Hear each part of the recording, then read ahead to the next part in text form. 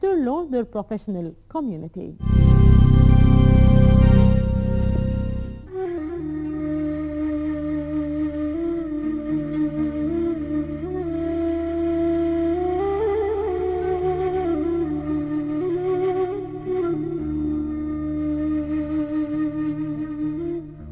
Traditional handicraft industries in Egypt include a wide range of products such as pottery, wood, carpets, textile, palm leaves and glass. Expanded all over the country, this community of artisans is facing serious challenges, deepened by economic hardships that followed the revolution.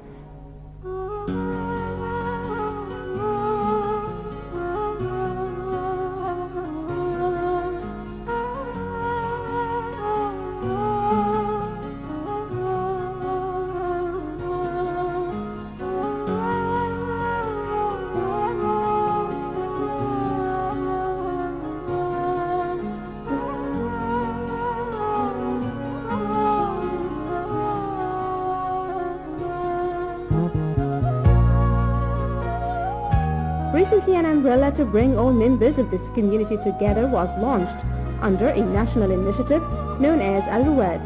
Al-Ruwad aims at supporting private sector professionals and companies, especially small and medium-sized enterprises, SMEs, to improve, grow and create jobs.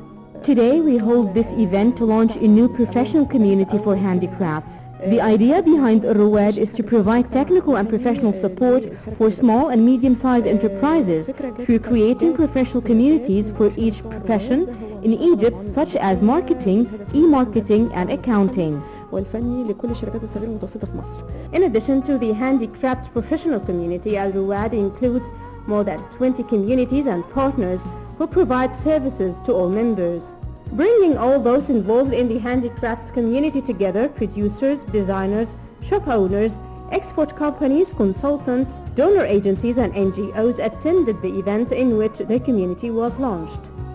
The new community will allow good communication between members of the profession, which will be useful in directing the training course our foundation prepares for craftsmen. Funded mainly by the USAID, Al-Ruwad will help them as is with other professional communities by giving them access to valuable virtual information through its website, in addition to arranging peer-to-peer meetings as well as providing the assistance of experts. Addressing the event was the new community leader, Mr. Hisham Al-Ghazar, who intends to support members of his profession with expertise gained through years of involvement in this field. Al-Ghazar reviewed challenges facing the producers in all stages, starting from designing the product, qualifying and training the craftsmen, controlling the quality, till the final phase of packaging and marketing. The handicrafts community has been facing problems for long. The main problem is that there is no coordination between the state's policy and donors of this sector, be them foreign or national, which means that each project is running in isolation from the other projects. Therefore, there is no sustainability. Presenting viable solutions to face the challenges, the new community leader introduced India's success story of supporting its handicrafts industry. Mr. Al-Ghazar pointed out a very important impediment, that is the lack of information.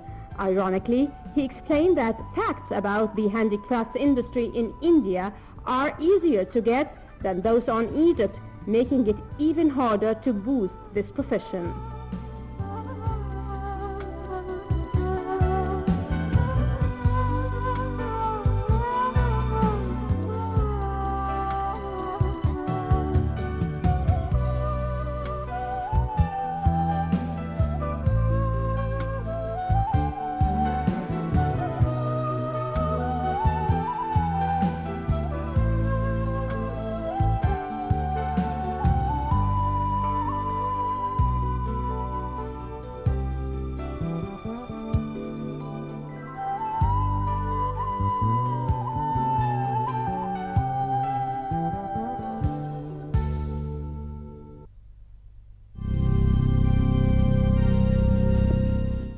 Now take a look to an important issue taking part in the gold trade in Egypt.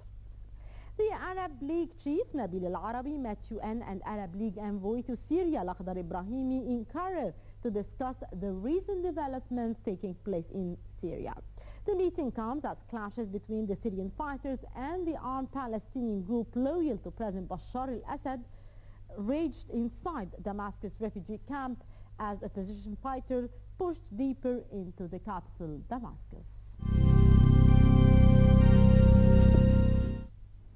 The clash between the 5 permanent members of the Security Council, in particular Russia and the US, over the Syrian crisis reflected sharply on a meeting held today between Arab League chief Nabil Al-Arabi, Russian Foreign Minister Sergei Lavrov, and the international envoy to Syria Al-Akhdar Al-Ibrahimi.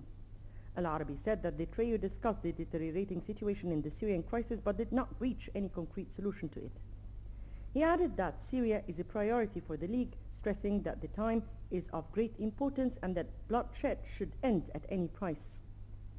Lavrov, on his part, said that Russia is concerned with the Syrian crisis that could spread to the region and result in destabilizing it, but reiterated Russian rejection to any military interference. Lavrov said his country is in contact with all involved parties to the conflict, the Syrian regime, the opposition, as well as countries intact with the crisis to find a solution. Lavrov said that his country supports a Geneva resolution that was issued in June 2012 and stipulate a complete halt to the bloodshed with no external interference. However, he noted that he would not recommend taking the resolution to the UN Security Council, stressing that there are other countries who are supporting and encouraging the opposition to continue on with the struggle, and that such a Security Council resolution may be taken to further destabilize the situation in Syria. Al-Ibrahimi, for his part, said that the situation in Syria is getting worse every day. He said that there is no military solution to the crisis, but rather a political process that has the consensus of all parties. He warned that the Syrian crisis could spread to all regional and neighboring countries. The international envoy stressed that the Geneva resolution fulfills the aspiration of all parties in Syria, but should take a binding form and hence should be approved by the permanent members of the Security Council, noting that those members should forget their differences to reach a solution and put an end to this crisis. Al-Ibrahimi's statements were the most convenient as meetings between superpower countries and the international community continue, but with no result except for the continuation of the Syrian bloodshed and the suffering of the Syrian people. And the conflict takes other direction, reflecting different Western interests and conflicts over the region, but not for its stability. Mona Moselhi reporting for Nile International. Returning back to Egypt and its tourism sector, Sharm el-Sheikh is located on the Red Sea. It's a city packed with tourists from around the world. Nile TV's Ashley Ginzi had the